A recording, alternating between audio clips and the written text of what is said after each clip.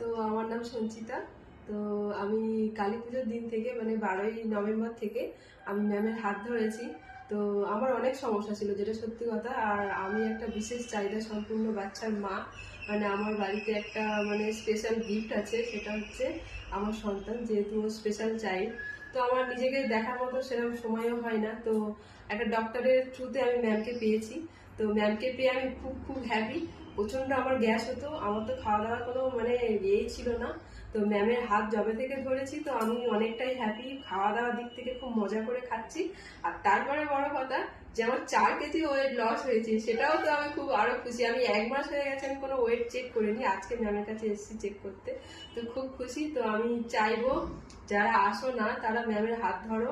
আমি বলছি তোমাদেরকে, অনেকটাই তোমরা হ্যাপি হবে। আর ম্যাম ভীষণ ভীষণ ভালো। যখনই মেসেজ করি, কারণ আমার সময় হয় না, আমার সময় হলে আমি ভোটভাট করে ম্যামকে মেসেজ করে দিই, ম্যাম সঙ্গে সঙ্গে রিপ্লাই করে দেয়। আর ম্যামের খারাপ লাগে হয়তো, কিন্তু আমি কি করব, আমার সময় হয় না। তো যাই হোক, ম্যাম ভীষণ ভালো। আপনারা আসুন আর ম্যামকে দেখান। তো যাই হোক, এইটুকু বলবো। আর আমি চাইবো যতদিন আমার মানে শরীর তো আমার তো ঠিক হচ্ছে ধীরে ধীরে, আমি যতদিন পারবো ম্যামের হাত ধরে থাকবো, ব্যাস।